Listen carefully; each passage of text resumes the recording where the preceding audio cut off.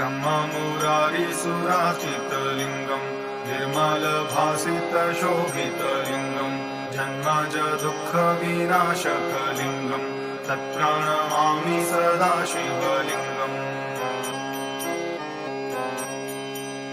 देवमुनिप्रवराजितलिङ्गम् कामदहं करुणाकरलिङ्गम् रावणदर्पविनाशनलिङ्गम् तत्प्रणमामि सदा शिवलिङ्गम्